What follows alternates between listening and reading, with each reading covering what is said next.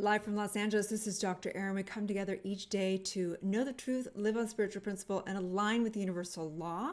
Today, we're going to talk about the 5 principles of unity. So, as a New Thought minister and Dr. Divinity, we're basically the umbrella over the New Thought movement. And the New Thought movement comes from, a lineage that's really about understanding the power of our mind. It's ancient wisdom. It's nothing new about it, but it's recognizing the newness of each moment that we get to have freedom of choice and free will. So someone actually text in that, or DM'd rather, they DM'd and basically they understand the science of mind principles, but they didn't understand the difference of unity versus science of mind versus divine science. Because New Thought is actually an umbrella over 1,500 centers of science of mind, unity centers, and divine science. So it's important to recognize that we all come from the same lineage. Both the Fillmores who started unities were trained under Emma Curtis Hopkins, and same with Ernest Holmes. Ernest Holmes, who started Science of Mind, was also trained under Emma Curtis Hopkins and divine science as well. So Emma Curtis Hopkins, big shout out to you, the teacher of all teachers, and she was taught under Emma Baker, what's her name? Baker Eddy. Hello. Long morning. Anyway, it comes from the lineage of back over in the New Thought movement that started over, and it's a lineage of Emerson, of Phineas Quimby, of all the great minds that basically were saying, no, it's the power of mind. We're basically bringing mysticism and Christianity all together from the Eastern religions. We celebrate all of the world religions, the 12 core religions, understand that we're all saying the same thing. But today, I want to break down what the 5 principles of unity are. So you guys ready for this?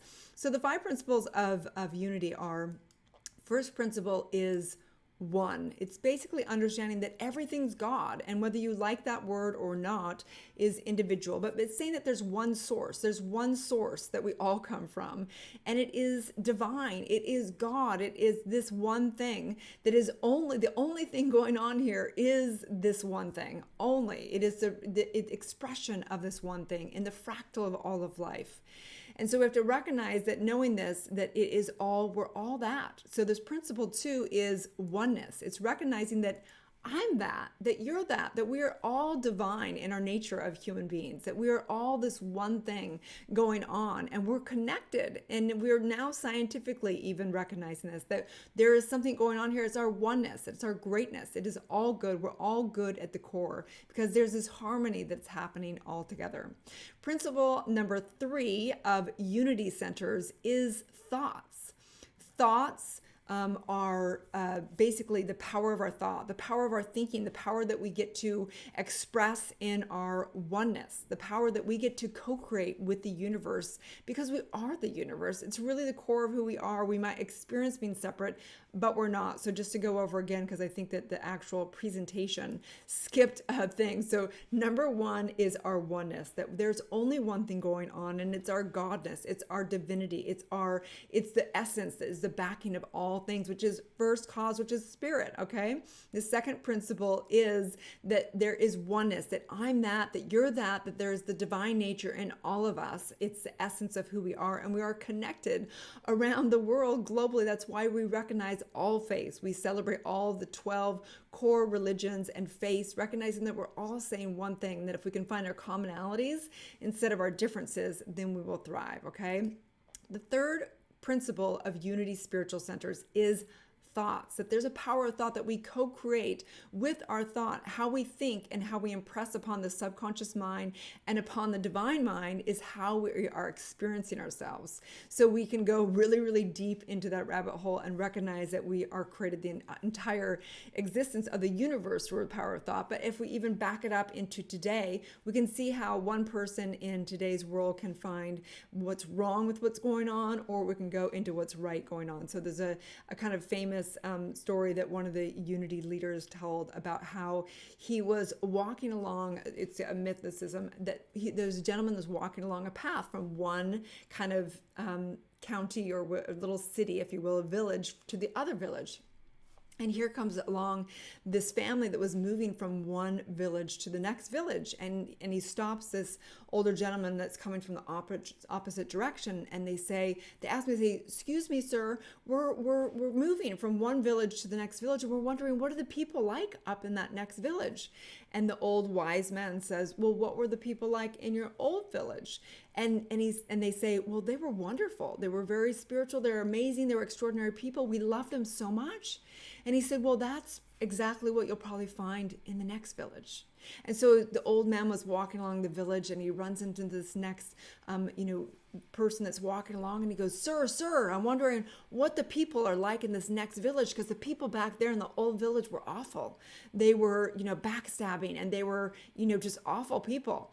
And the old wise man said, well, they're going to be probably exactly like that. They're very backstabbing, and they're very, selfish. Because he goes, because whatever you find in one village, you'll find in the next village. And that's kind of the reality, is that whatever perception, whatever thoughts we think are what we're going to find in the next relationship, in the next business, in the next pandemic, and the next whatever. So it's really our way of thinking that is going to have us really co-create. We're constantly using that filter.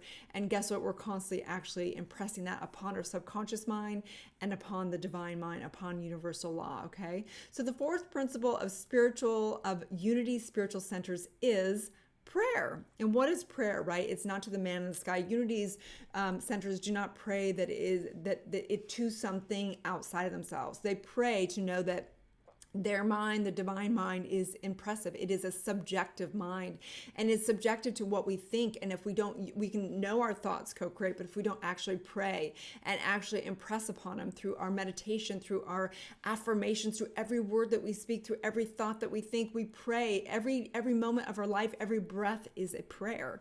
And so this is a principle, because it is important to know this in mind, to spend time with your higher self, with the God within, with the divine within, with this, knowing that we impress upon it through prayer. Meditation and prayer is really recognized as the same thing, because meditation is really coming to that oneness within, and prayer is demonstrate. It's actually it's informing our mind. It's informing it. So we want to recognize that the fourth principle of unity spiritual centers is prayer. They really feel like this is their core principle. And a principle is different than a rule. A rule is basically where it says you're going to go to hell if you don't do this, right? A principle is recognizing that it is what it is. It's an axiom, and it's impersonal. It's going to work whether you do it or not. You're praying all the time. Whatever you're thinking, whatever you're saying, whatever you're thinking is your prayer. That's what you are speaking into existence.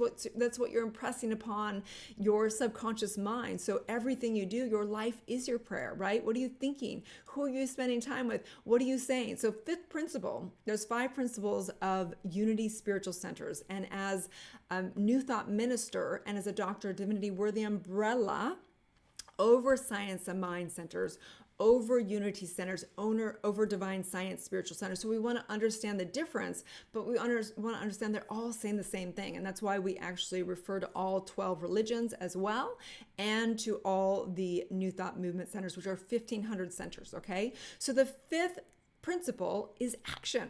We recognize that with praying without moving your feet doesn't work, right? And so it's important to recognize that the fifth principle of all unity spiritual centers is action.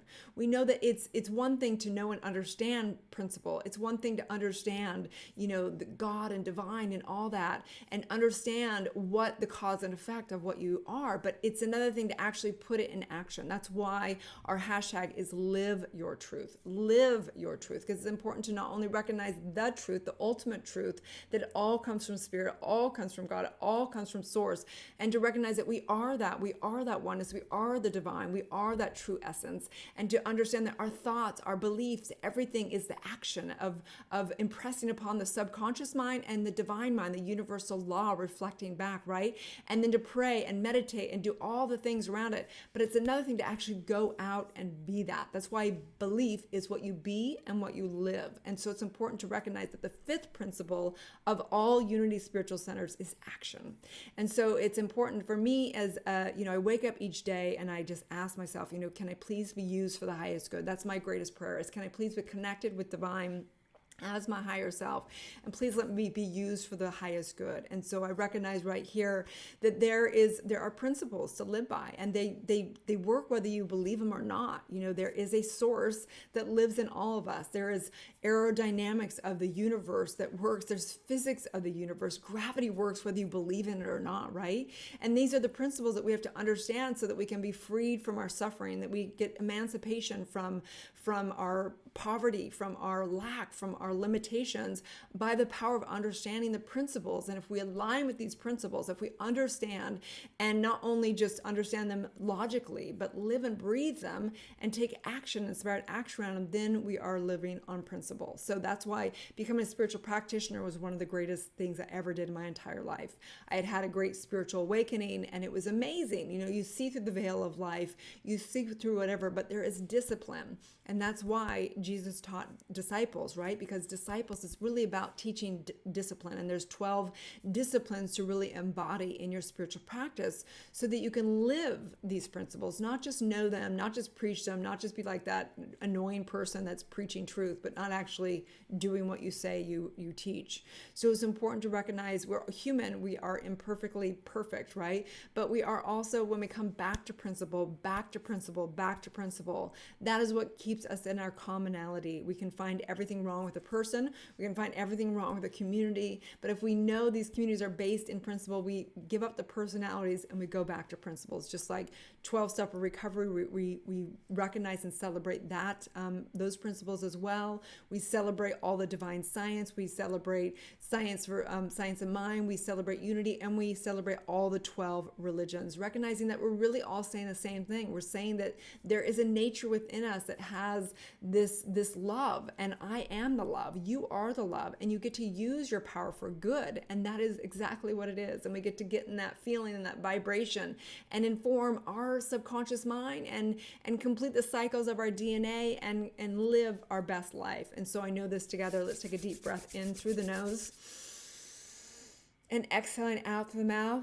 I recognize right here, right now, the power of prayer, the power of affirmative prayer, recognizing the one power that be, the power of the source, the divine, God, whatever you want to call it, the nameless. I recognize that I am that. I unify as that because I am that. And I recognize that for every single person here, that you are that power, that you are that source, that's the truth of who you are as you release all limited identity and step into the power of who you are. And in this third step of affirmative prayer, I declare today to be the best day of our oneness, our greatness, for you to know the truth of who you are and live your dreams, live with intention, live knowing the power of your voice, your message, your everything. We want all of you. And then step 4, I feel it. I feel in the vibration, the thankfulness. I feel with gratitude, knowing it's done. Whatever I truly desire is destiny. And step number 5, releasing, knowing it's heard. It's heard in my mind, in the divine mind, because my word is law. And I simply know this. I release this. I don't have to do anything but take inspired action. I don't need to try and fix or force anything anymore. It is done, as together we say, and so it is. Okay, guys, have a beautiful day. I'm Dr. Erin, Dr. Divinity. I'm a New Thought minister. We actually are launching New Thought Global, which will be an umbrella for all the 1,500 centers of science and mind, of unity centers, and of divine science. And if you're looking to become a spiritual practitioner or a minister, we'll also be developing the doctorate program of taking in science of mind to 102, the next level, through epigenetics, through neuroscience, through biology, through all the above, knowing that it's all one thing going on. You can also join the Inner Circle, which is free, soulsociety.com/inner circle. It's in my bio. But yes, we'll be launching, the school will actually be launching in fall, and we will be doing those licenses through Emerson. We've built a partnership with them. So I'm very excited. Totally an honor to do this work. May you live your truth, you guys. I love you so much. Celebrating all of it, celebrating this time in history, celebrating that it is time to rise in truth, shift our values, and live the best lives. Have a beautiful day, you guys. Love you so much. Big hugs.